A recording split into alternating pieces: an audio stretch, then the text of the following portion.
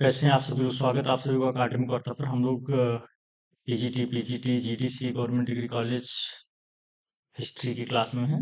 इतिहास विषय को लेकर के हम लोग अभी तक जितना भी क्लास हुआ है हम लोगों ने गुप्त काल तक का पूरा वंशावली को पढ़ लिया था, जिसमें श्रीगुप्त को पढ़ लिया था, घटोत्कच को पढ़ लिया था, चंद्रगुप्त को पढ़ लिया था, समुद्रगुप्त को पढ़ लिया था। समुद्रगुप्त का साम्राज्य विस्तार जो हुआ उसके विषय में पढ़ा, रामगुप्त पढ़ा, उसकी स्टोरी पढ़ी, चंद्रगुप्त द्वितीय के विषय में पढ़ा, उसके सिक्के उपाधियां सारी को देखा गया। कुमारगुप्त है, स्कंदगुप्त है, पूर्वगुप्त, कुमारगुप्त द्वितीय, बुद्धगुप्त, भानुगुप्त, वैनगुप्त, नरसिंह, बालादित्य, अन्य शासक जो भी थे इन सबको हम लोगों ने पढ़ा। तो इसी के अंतर्गत आज हम लोग गुप्त काल में, इन्हीं के अंतर्गत आज हम लोग गुप्तकालीन राजनीतिक व्यवस्था देखेंगे। गुप्त काल के अंतर्गत हम लोग उनका सांस्कृतिक जीवन के अंतर्गत गुप्तकालीन राजनीतिक व्यवस्था पढ़ेंगे, गुप्तकालीन सामाजिक व्यवस्था पढ़ेंगे, गुप्तकालीन आर्थिक व्यवस्था पढ़ेंगे, गुप्तकालीन धार्मिक व्यवस्था पढ़ेंगे तथा गुप्त काल का स्थापत्य काल होगा, ये सब पढ़ा जाएगा इस चैप्टर। तो आज हम लोग मोटा मोटा गुप्तकालीन राजनीतिक व्यवस्था देखते हैं, समय कैसे इजाजत देता है। तो हम लोग प्रारंभ करते हैं। तो सबसे पहले हम लोग गुप्तकालीन राजनीतिक व्यवस्था के विषय में अगर बात करें तो जो गुप्तकालीन राजनीतिक व्यवस्था थी वह राजतंत्रात्मक व्यवस्था थी। राजतंत्रात्मक, आप कहेंगे राजतंत्रात्मक क्या है? राजतंत्रात्मक का मतलब है अर्थात एक ऐसी व्यवस्था जिसमें राजा ही सर्वसर्वा होता है ना। राजा जो था वही सर्वसर्वा होता था। जैसे इसको लिख भी सकते हैं, अर्थात एक राजतंत्रात्मक व्यवस्था अर्थात ऐसी व्यवस्था जिसमें राजा ही सर्वसर्वा होता। अच्छा, दूसरा होता था इसमें हमको देखने को मिला है दैवी उत्पत्ति में विश्वास। दैवी उत्पत्ति में विश्वास। हाँ, इसके अंतर्गत क्या है दैवी, ये क्या है दैवी उत्पत्ति में विश्वास? दरअसल क्या है, गुप्तों में जो गुप्त शासक थे उन्होंने देवताओं की भूमिका का वर्णन किया है। देवताओं की भूमिका का वर्णन किया है। भूमिका का वर्णन किया है। कहा कि हमें किसी देवता की शक्ति के द्वारा या उन्होंने स्वयं को जैसे किसी देवता के साथ तुलना करी, इंद्र के साथ, चंद्रमा के साथ। तो ये राजतंत्रात्मक व्यवस्था थी और पहली बार प्राचीन भारत में दैवी उत्पत्ति की बात करी गई है। जैसे आप जब मेडिवल में पढ़ोगे तो बलबन के बारे में पढ़ोगे तो बलबन क्या करता था? बलबन जो था वो एक ऐसा औरा बना के रखता था अपने दरबार में, कोई उसके समय में कोई हंस भी नहीं सकता था। और जब वो चलता था तो लोग अल्लाह अकबर बोलते हुए लोग नंगी तलवार लेकर के चलते थे और सर पर 1 फुट का लंबा पगड़ी बांधता था और सिजदा पैबोस ये सब लोग उसके दरबार में करते थे। समझ पा रहे हैं? एक कहता था मुझे खुदा ने भेजा है पृथ्वी पर, मैं उसका प्रतिनिधित्व हूँ, ईश्वर का प्रतिनिधित्व हूँ, ईश्वर की मर्जी से मैं उत्पन्न हुआ हूँ धरती पर, पृथ्वी पर, जीवित संसार में, लोगों के बीच, लोगों पर राज करने के लिए। तो ये मेडिवल की बात में बोल रहा था। अभी क्या है, सबसे पहले एंशिएंट इंडियन काल में गुप्त कालीन राजनीति में देखेंगे तो गुप्त काल में सबसे पहले देवताओं की भूमिका का वर्णन, मतलब दैवी उत्पत्ति का सिद्धांत सिद्धांत मिलेगा। अच्छा, ये भी शासन कैसे करते थे?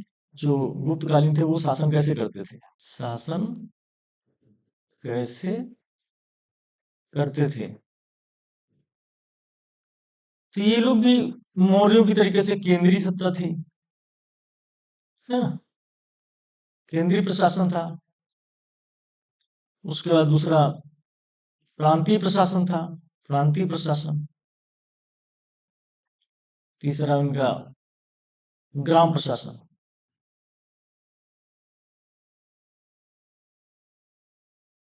ये भी मौर्यों की तरीके से ही। और सबसे बड़ी बात है, ये जो राजा होता था गुप्तों में, ये बड़ी बड़ी उपाधियां धारण करता था,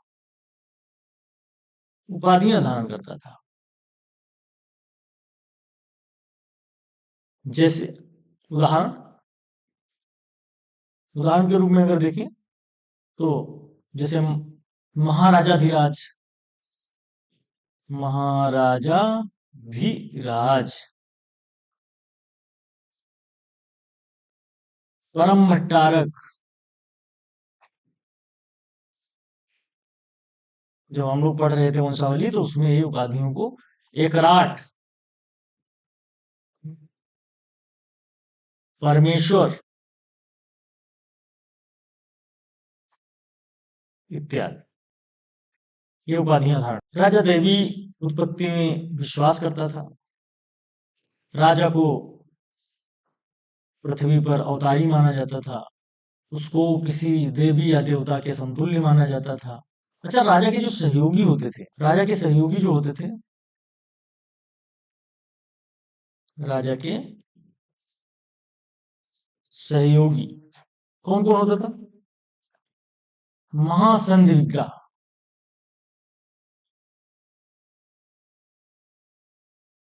दो महत्वपूर्ण मंत्री मिले। सबसे पहला था महासंधि विग्रह।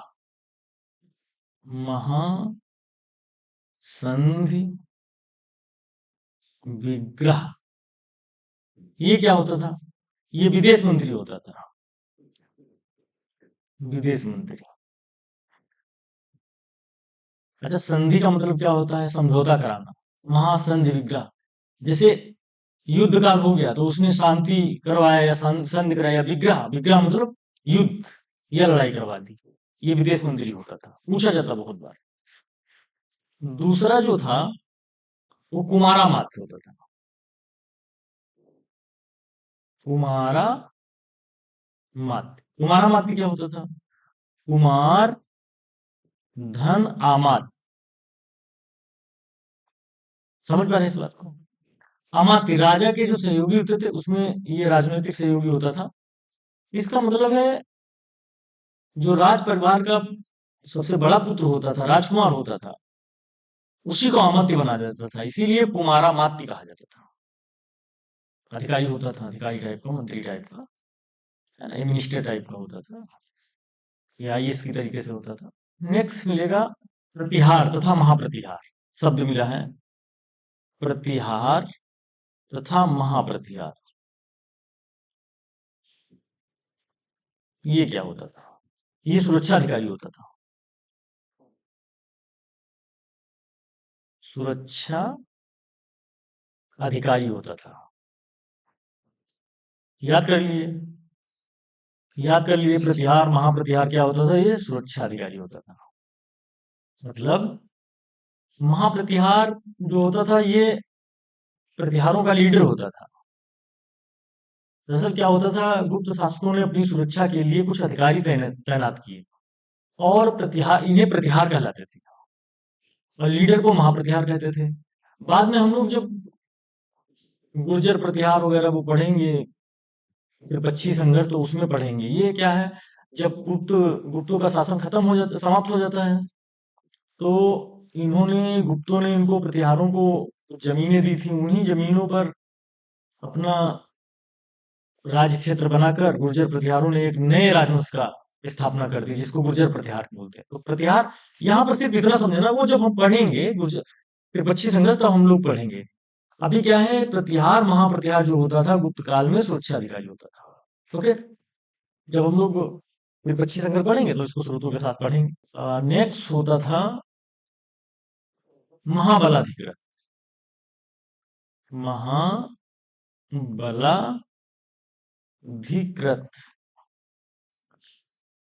महाबलाधिकृत ये क्या होता था? ये सेनापति होता था। सेनापति, नाम से ही पता चलता है, महाबलाधिकृत, है ना। उसके बाद होता था महादंड नायक। महादंड नायक, इसका मतलब है मुख्य न्यायाधीश होता था। मुख्य न्यायाधीश, इसका सीधा सीधा महादंड नायक का मतलब मुख्य न्यायाधीश। उसके बाद नेक्स्ट जो होता है दंडपाशिक। दंडपाशिक ये क्या होता था? दंडपाशिक ये पुलिस अधीक्षक के समान होता था। दंड देने वाला, पुलिस अधीक्षक के समान,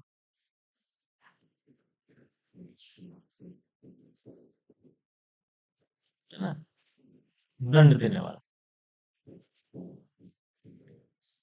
ओके, यहां तक समझ में आया। महाबलाधिकृत क्या होता था? सेनापति होता था। महादंड नायक क्या था? मुख्य न्यायाधीश होता था। दंडपाशी क्या होता? पुलिस अधीक्षक के समान होता था, यह दंड देने वाला। उसके 7वां नंबर पर मिलता है पुस्तकाल। पूछा गया है ये नेट के एग्जाम में, पुस्तकाल या पुस्तपाल, है ना। ये कार्यालय सचिव होता था, कार्यालय सचिव, ये पूछा गया प्रश्न, इंपॉर्टेंट है ना। उसके बाद है पूर्वपाल, ये भी पूछा गया प्रश्न, यह नगर प्रशासन का प्रमुख होता था, नगर शासन का प्रमुख। उसके बाद एक और नाम मिलता है विनय स्थिति संस्थापक, विनय स्थित संस्थापक। इसका मतलब क्या है? धर्म विषयक मामलों का प्रधान होता था, ये धर्म विषयक मामलों का प्रधान होता था, मामलों का प्रधान, ठीक है। उसके बाद में सर्वाध्यक्ष, सर्वाध्यक्ष, सर्वाध्यक्ष क्या होता था? ये केंद्रीय विभागों का प्रमुख होता था, पर्यवेक्षक होता था, केंद्रीय विभागों का प्रमुख या पर्यवेक्षक। एक नाम और मिलता है अष्टकुलाधिकरण, अष्टकुलाधिकरण।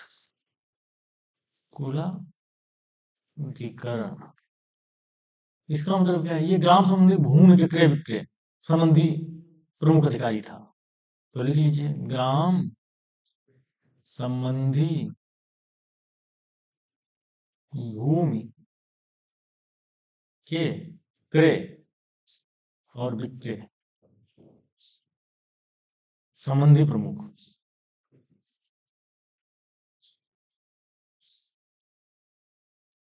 अधिकारी। और अष्टकुलाधिकरण जो होता था, ये जो गांव की जमीन जायदाद होती थी उसकी जानकारी रखता था। और उसके बाद एक और मिलता है नाम अच्छे पाटली,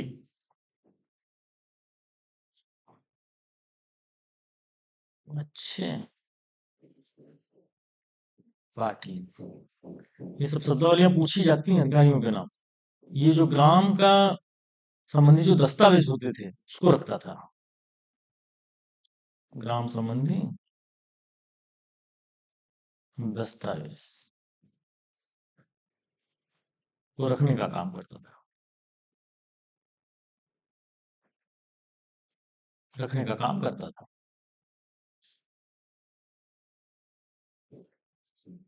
उसके बाद एक और मिलता है नाम महाअश्वपति, महाअश्वपति।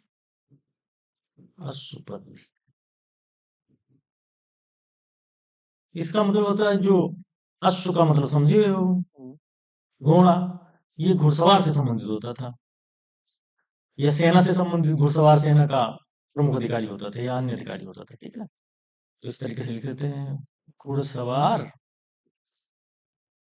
सेना का अन्य अधिकारी।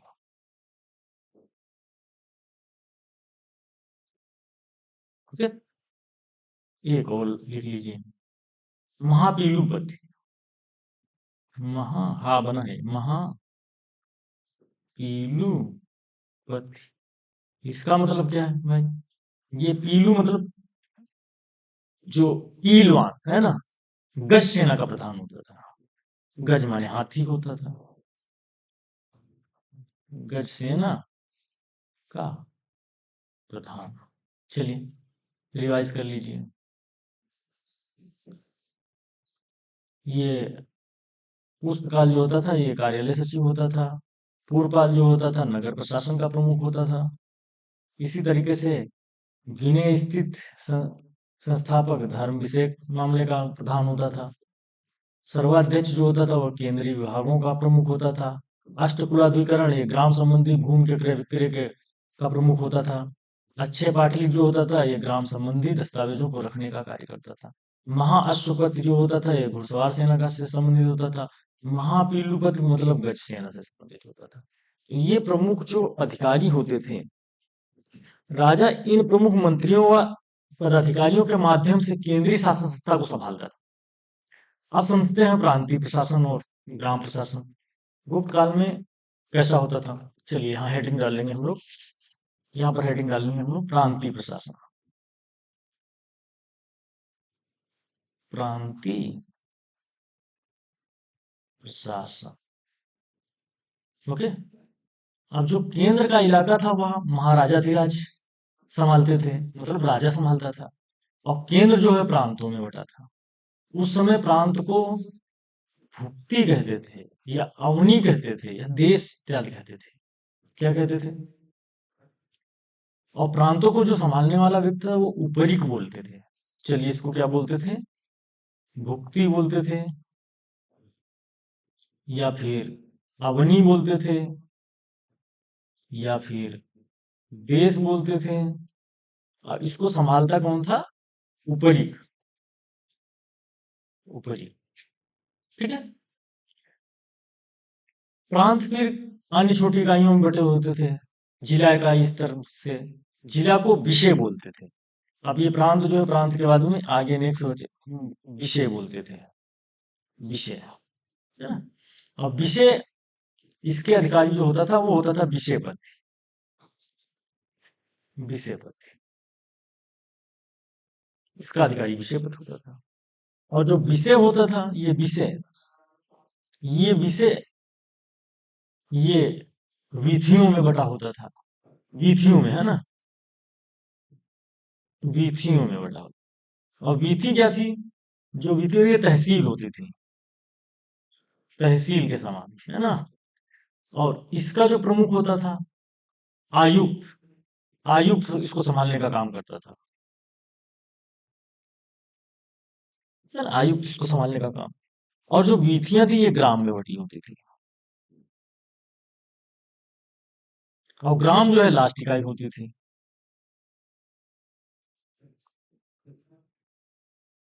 सबसे छोटी इकाई ग्राम होती थी।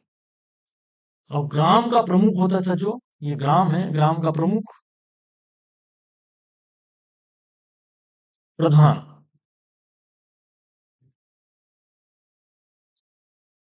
और ग्राम में हमने अभी बात की तो दो अधिकारी होते थे। एक होता था अष्टकुलाधिकरणी।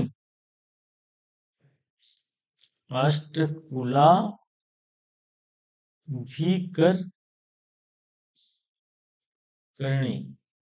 और दूसरा होता हो अष्टपाला। क्या था? अष्ट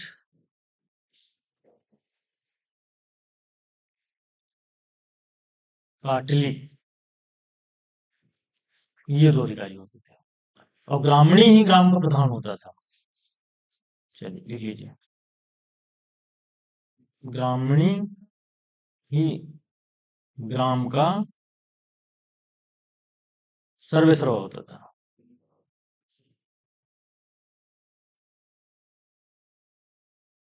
ये जो ग्रामीण होता था यही ग्राम समाज को संभालता था। यहाँ तक राजनीतिक जीवन समझ में आया होगा। चलिए एक बार समझ लीजिए इस तरीके से। प्रांतीय प्रशासन हम लोग देख ले। प्रांतीय प्रशासन को भुक्ति, अवनी, देश या उपरिक बोलते। इसको इसको संभालता था उपरिक। उसके बाद विषय। विषय जो है उसका प्रमुख होता था विषयपति। विषय के बाद विषय जो होता था ये विषय जो होता था ये जिला स्तर की इकाई होती थी। इसको लिख लीजिए सर, जिला स्तर की। ये जिला स्तर की इकाई होती थी। उसके बाद विषय जो होता था वीथियों में बटा होता था। वीथी जो होती थी तहसील इस तरह की इकाई होती थी, और इसका जो प्रमुख होता था आयुक्त होता था। उसके बाद में जो वीथियां होती है ग्राम में बटी थी, ग्राम जो है लास्ट इकाई होती थी, है ना। और इसका प्रमुख जो है प्रधान ही होता था। इसमें दो पदाधिकारी मिलते हैं, अष्टकुलाधिकारी और अष्टपालिक, है ना। हमने अभी इनके दोनों के बारे में बताया। और ग्रामीणी ही ग्राम का सर्वस्व होता था। इस तरीके से हमने राजनीतिक व्यवस्था को, उसके गुप्तकालीन प्रशासनिक व्यवस्था को, उनके जो अधिकार पदाधिकारी होते थे उनको हमने समझ लिया है। आज यहीं तक। जो नेक्स्ट क्लास हम लोग पढ़ने वाले हैं उसमें सामाजिक जीवन पढ़ें। सामाजिक जीवन, गुप्तकालीन सामाजिक जीवन पढ़ें। और जो लोग नए हैं वो चैनल को सब्सक्राइब कर लीजिए, क्योंकि ताकि हमारा हौसला बना रहे। और आप लोग एग्जाम देते हैं तो इसको नोट्स बना लीजिए, पढ़िए, देखिए कहीं ना कहीं क्वेश्चन जरूर मिलेगा। आप एक बार भरोसा करके देखिए। चलिए, बहुत बहुत धन्यवाद आप सभी का।